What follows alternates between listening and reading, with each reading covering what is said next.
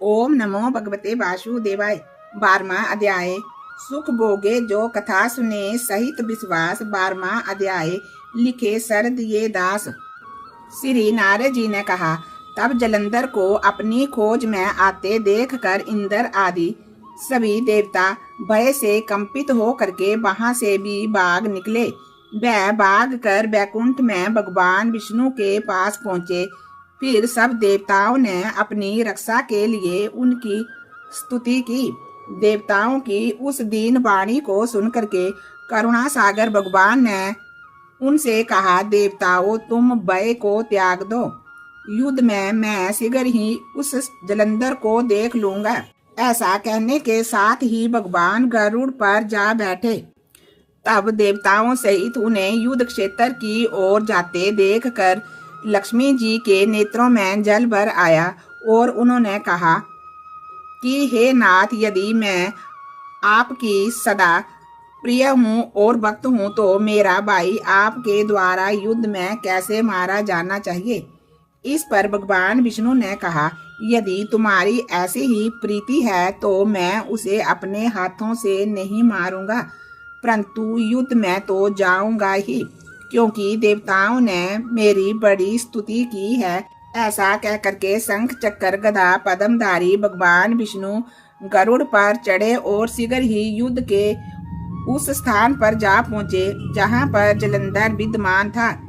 विष्णु के तेज से कंपित देवता सिंहनाद करने लगे। फिर तो अरुण के अनुज गरुड़ के पंखों की प्रबल वायु से पीड़ित हो दैत्य इस प्रकार घूमने लगे जैसे आंधी से बादल आकाश में घूमते हैं।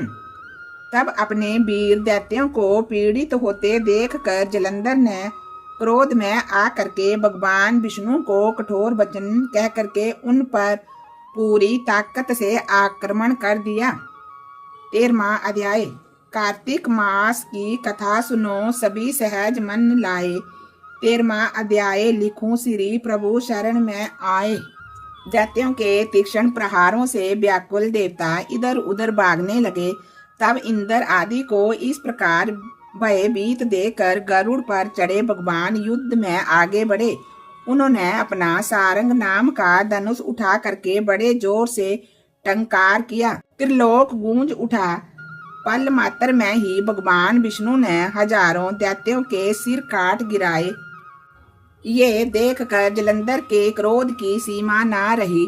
फिर तो भगवान विष्णु और जलंधर का महान संग्राम हुआ। बाणों से आकाश भर गया। लोग आश्चर्य करने लगे। भगवान विष्णु ने अपने बाणों के वेग से उस दैत्य की ध्वजा, रथ और धनुष बाण काट डाले तथा एक बाण से उसकी छाती में प्रहार किया। इससे वह व्यथित हो गया। उसने अपनी प्रचंड गदा उठा करके गरुड़ के मस्तक पर दे मारी। गरुड़ पृथ्वी पर गिर पड़ा।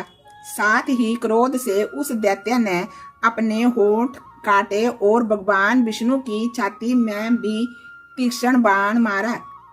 इसके उत्तर में भगवान विष्णु ने उसकी गदा काट दी और अपने सारंग धनुष पर बाण चढ़ा करके उसको बींधना आरंभ किया। जलंधर भी उन पर अपने पैने बाण बरसाने लगा। उस समय जलंधर ने भगवान को कई पैने बाण मार करके उनकी दिव्या धनुष को काट दिया। धनुष कट जाने पर भगवान ने गदा ग्रहण कर ली और शीघ्र ही जलंधर को खींच कर मारी, परंतु उस अग्निवत अमोघ गदा की मार से भी वह चलायमान ना हुआ और मंद उन्मत्त हाथी के समान उसे जलंधर को गदा की मार तो फूल की माला की तरह लगी। साथ ही उस युद्ध दुर्मद ने अत्यंत ही क्रोधित हो करके अग्निमुख त्रिशूल उठा करके भगवान विष्णु पर छोड़ दिया। भगवान ने शिवजी के चरणों को स्मरण कर नंदक नामक त्रिशूल से उसके त्रिशूल को छेद दिया। जलंधर ने झपट कर भगवान की छाती में एक मुष्टिक मारा। उसके उत्तर में भगवान विष्णु ने भी उसकी छाती पर अपनी मुष्टिका प्रहार किया। फिर दोनों घुटने टेक कर बाहों और मुष्टिकों से बाहु युद्ध करने लगे। कितनी ही देर तक भगवान उसके साथ युद्ध करते रहे। जब कुछ श्रमित से हो गए तब सर्वश्रेष्ठी मायावी से भगवान उस दैत्य से मेघवाणी में बोले, हे रण दुर्मद दैत्या श्रेष्ठ, तू धन्य है जो इस महायुद्ध में इतने बड़े बड़े आयुधों से भी भयभीत ना हुआ।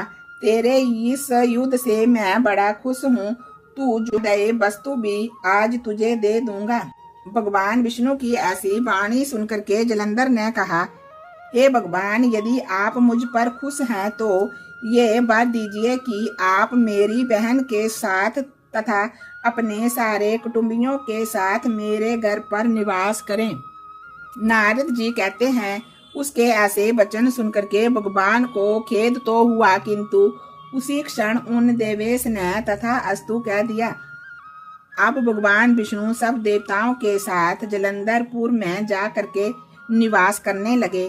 जलंधर अपनी बहन लक्ष्मी और देवताओं सहित भगवान को वहां पा करके बहुत प्रसन्न हुआ। फिर तो देवताओं के पास जो रत्न आदि थे उनके स्थानों पर दैत्यों को स्थापित करके जलंधर पृथ्वी पर आ गया।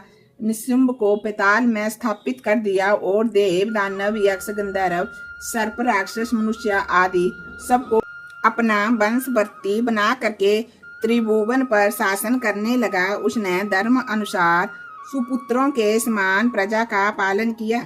उसके धर्म राज्य में सभी सुखी थे। ओम नमो भगवते वासुदेवाय।